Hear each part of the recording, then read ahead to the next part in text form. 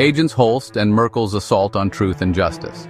While Agents Holst and Merkel warned Brandon that when they test these mushrooms and they do come back positive for psilocybin, Brandon would be arrested immediately following the confirmation, they delivered this threat with what they claimed to know with certainty, almost mocking Brandon with extremely cocky attitudes and treating Brandon like less than a human being. Their arrogance wasn't just unprofessional, it was weaponized ignorance in its most dangerous form. They claimed Brandon was lying about the nature of the mushrooms, and because of that accusation, they retaliated with whatever consequences were in their power to impose, including the confiscation of Brandon's personal cell phone, legal mycology equipment, jars containing mycelium that Brandon had been working on for years, and any other personal items within the home that they deemed related to the production of illegal psychedelics. This included personal notebooks, pots, pressure cookers, and syringes containing mushroom spores, items they recklessly labeled as drug paraphernalia and lethal materials. The staggering scale of their scientific illiteracy, the amount of scientifically factually inaccurate information that these narcotics agents have documented in official police records, as well as the misinformation they've incorrectly disseminated to their colleagues, who look upon them for answers to inquiries regarding the safety and legality of not only mushroom cultivation but all substances, represents a catastrophic failure of law enforcement training and accountability. How these narcotics officers completely and utterly assumed all mushrooms were illegal was not just irresponsible, it was a betrayal of ethics and morality that strikes at the very foundation of justice. These narcotics agents are supposed to be responsible for providing accurate information regarding agriculturally protected practices and the nature of mushroom cultivation in general. When legitimate mycologists can distinguish between over 10,000 known mushroom species with only a small fraction containing psilocybin, the officer's blanket assumption reveals an astonishing level of professional incompetence, the missed opportunity for professional growth. Had they admitted they were not knowledgeable about mushroom cultivation from the day they started the investigation, they could have educated themselves on legal and illegal mushrooms alike and conducted their investigation the proper way. They could have possibly even prevented the perpetuation of harmful stereotypes and fear surrounding mushrooms in general, which are still viewed by many as dangerous drugs, an outdated perspective rooted in 1970s propaganda that desperately needs to be challenged and changed. Instead, they leaned on assumptions rather than evidence. Rather than being a positive force for change and progress, striving to better their knowledge, training, and experience by educating themselves first on agriculturally protected practices, mushroom farming in general, and the crucial differences between illegal and legal cultivation, they chose willful ignorance. They failed to understand the legitimate purposes for cultivating legal mushrooms, despite the $45 billion global mushroom market that includes everything from oyster mushrooms to shiitake and lion's mane. Agent Holst's outrageous claims. Agent Holst stated within her probable cause affidavit that Brandon did not have a legitimate reason for growing legal oyster mushrooms and therefore concluded he was lying and that everything was illegal. This assertion is completely and outrageously false. Mushrooms like oyster and lion's mane have some of the most impressive nutritional and medicinal profiles of any food source. They're becoming increasingly popular and well known for their immune-boosting properties, high protein content, and cancer-fighting compounds. In an age where information is readily accessible, it is inexcusable for law enforcement officers to make such uninformed statements without knowing what they are talking about. This represents extremely reckless and dangerous behavior from police officers, especially when people's freedom rests in their hands and depends on their honesty, integrity, and their ability to recognize when they don't know something, so they don't make unjust mistakes that destroy innocent lives. Perpetuating dangerous myths instead of embracing science.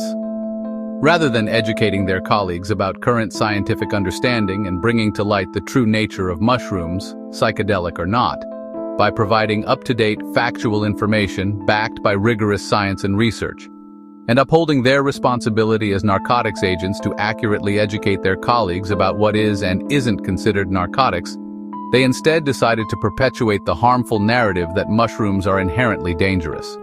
They shared an antiquated view from the 1970s when psilocybin was declared a Schedule I substance, erroneously labeled as addictive and having no therapeutic properties. This classification flies in the face of modern research from Johns Hopkins, NYU, and other prestigious institutions, showing therapeutic potential for conditions like depression, PTSD, and end-of-life anxiety.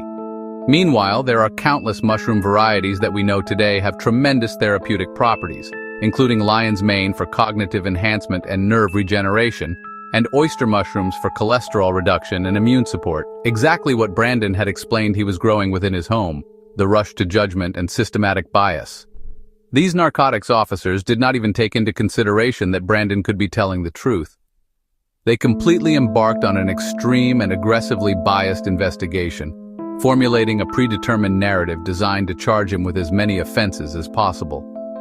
Their prejudice became glaringly obvious when they made it clear that they did not like Brandon after asking about his criminal history. When Brandon transparently stated that he had served time in jail over 14 years ago and served 3 years in prison, but had been on a straight path ever since, demonstrating the kind of rehabilitation and personal growth that society should celebrate. They immediately profiled him based on this ancient history. In their minds, they concluded he was guilty before any evidence was examined. They showed him no respect and treated him with zero professionalism or concern for him as a human being who had clearly transformed his life. This case represents everything wrong with a criminal justice system that values assumptions over evidence, prejudice over facts, and ego over truth. Brandon deserved justice, not persecution masquerading as police work. Agent Alvarez's intentional omission of exculpatory lab results on the only alleged illegal substance. PBSO officers later claimed they were unable to confirm psilocybin in the lab because there wasn't enough material. That statement is false. There were 513 grams of mushrooms, more than enough for testing. And in fact, PBSO's lab tested the samples twice. January 18, 2023, and January 27, 2023, both times negative for any controlled substance. Agent Holst purposefully omitted these exculpatory results from her investigation and probable cause affidavit because she knew they would exonerate Brandon Waterman. Furthermore, Officer Merkel was recorded stating that he believed Mr. Waterman was growing legal mushrooms to eventually grow psilocybin, proving that this was nothing more than a fishing expedition based on personal bias rather than actual evidence. Fact: no psilocybin was ever confirmed. PBSO's own lab results were negative on January 18, 2023 and January 27, 2023. Fact: no illegal drug manufacturing evidence was found. Fact: the so-called DMT found was never properly tested or weighed to prove its classification as a Schedule I substance, but rather represents trace amounts in a naturally occurring substance. So what did PBSO do? They doubled down on their lies and fed completely false information to the Department of Children and Families, DCF, leading to the unjustified removal of Mr. Waterman's son. PBSO officers intentionally and knowingly lied to DCF by claiming 570 grams of DMT was found on the floor and accessible to children. Mr. Waterman was extracting DMT. There were multiple psilocybin items inside the home. All of these statements are proven false, as demonstrated by lab results that do not confirm psilocybin or illicit DMT and show the mushrooms were negative for controlled substances on January 18, 2023 and January 27, 2023. Recorded officer statements contradicting the claims made in police reports. The complete absence of any net weight of DMT or breakdown of DMT in the testing document, which is necessary to be included in the results if it is considered an illegal substance. If PBSO truly believed that 570 grams of DMT were present in an accessible location near children, then why was Mr. Waterman not charged under Florida's drug trafficking statute? Police report versus legal documents, major contradictions, lab report, official police evidence. Confirmed: DMT, dimethyltryptamine, gross weight, 712.57 grams plus / 0.22 grams at a coverage probability of 99.73%. But that gross weight includes the bottle. Child shelter petition, legal filing, PBSO. Agent Holst told the court, there was 570 grams of DMT on the floor within reach of children. Huge problem. The lab report does not confirm 570 grams of pure DMT. Where did this number come from? This is proof of evidence manipulation, and we have official legal documentation to prove it. $684,000 worth of DMT and no trafficking charge. 570 grams per bottle x. 6 bottles = 3,420 grams of DMT per PBSO's claim. Total street value, $684,000 based on their narrative. Florida law, any amount over 28 grams = drug trafficking, mandatory 30 years in prison. Yet Mr. Waterman was never charged with trafficking. If PBSO really believed this was DMT, why didn't they charge trafficking? Because they knew it wasn't DMT and fabricated evidence to justify lesser charges. This is not just an error. This is proof of law enforcement deception, faulty science and evidence manipulation. Only 1 bottle was tested, not all 6. Gross weight includes the bottle itself, meaning the actual substance weight was much less than 570 grams. DMT in liquid form degrades quickly, yet PBSO claims 6 full bottles of pure DMT were just sitting there. Why didn't PBSO conduct full forensic testing before making such extreme claims? Because they weren't looking for the truth, just a conviction. The child neglect charge exposes their own lies. PBSO charged Mr. Waterman with child neglect, but their own claims contradict this charge. If PBSO truly believed there was $684,000 worth of illegal DMT within reach of children, then why did they only charge him with neglect instead of child endangerment? Serious problems. Neglect suggests passive failure to act, but child endangerment is the appropriate charge when a child is placed in direct danger. PBSO's own statements claim a massive quantity of DMT was present, yet they didn't escalate the charge to match their own allegations. If there was actually an immediate danger to children, why was this not treated as a severe criminal case? Why the downgrade?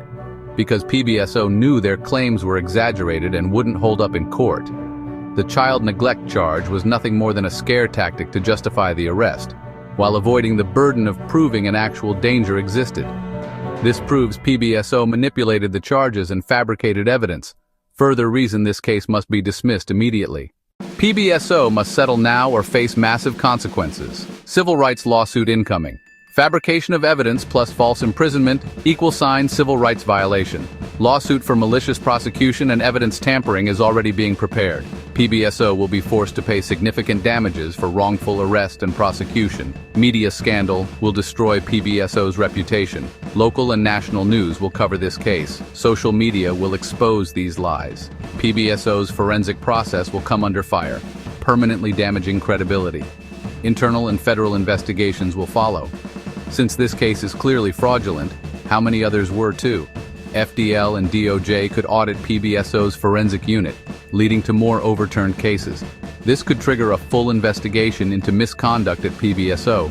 The only way for PBSO to avoid total disaster: dismiss all charges immediately, full public retraction of false claims, compensate legal fees and damages for wrongful arrest.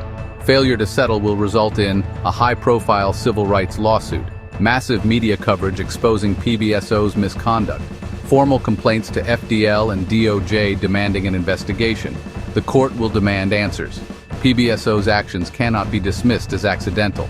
This was a deliberate and calculated omission designed to avoid admitting their mistake, justify the aggressive raid, humiliation, and threats, falsely implicate 2 innocent individuals in serious felony drug charges. The court will demand answers as to why officers claimed a substance was illegal yet failed to present the 2 negative mushroom lab tests, January 18, 2023 and January 27, 2023, in their case file and affidavit. Had more than enough material to test yet falsely claimed otherwise. Threatened severe criminal charges based on nothing. Destroyed a family's reputation, home, and custody standing on pure speculation and deceit. Bottom line, this is not just negligence, it's malicious intent. PBSO had every opportunity to confirm or deny their own allegations through proper scientific testing. They did test the mushrooms, twice, and both results were negative for any controlled substance. Instead of acknowledging and disclosing these results, Agent Holst deliberately kept the false narrative alive to justify their misconduct. This will not be ignored, excused, or brushed aside. This case will be pursued aggressively in court unless PBSO provides a full admission of wrongdoing and corrective action.